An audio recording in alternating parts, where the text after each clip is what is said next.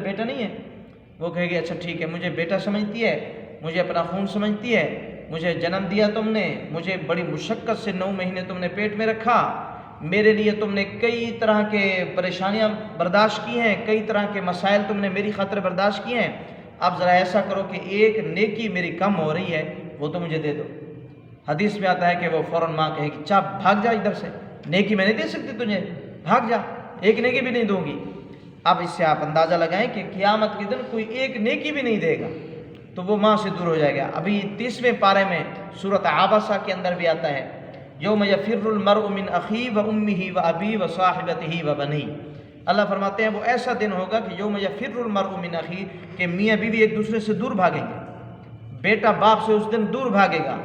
بھائی بھائی سے اس دن دور بھاگے گا، بہن بھائی سے دور بھاگے گی، ایک نیکی اس آدمی کو نہیں ملے گی۔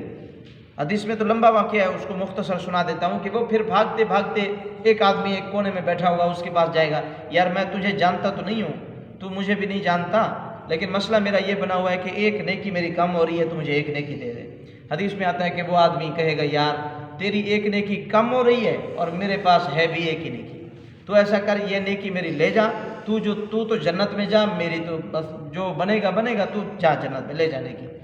تو اللہ تعالیٰ کے پاس وہ نیکی لے کے آئے گا کہ اے اللہ میں فلاں آدمی سے ایک نیکی لے آیا ہوں،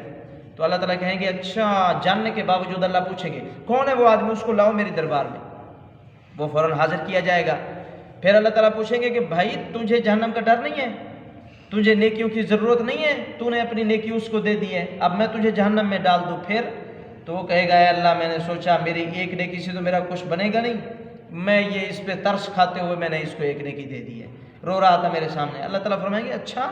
تو بندہ ہو کہ میرے بندے پہ اتنا رحم کر رہا ہے، تو میں خالق ہوں کہ تیرے اوپر کیوں نہ رحم کروں، لہٰذا وہ بھی جنت میں جائے اور ایک نیکی والا بھی جنت میں جائے۔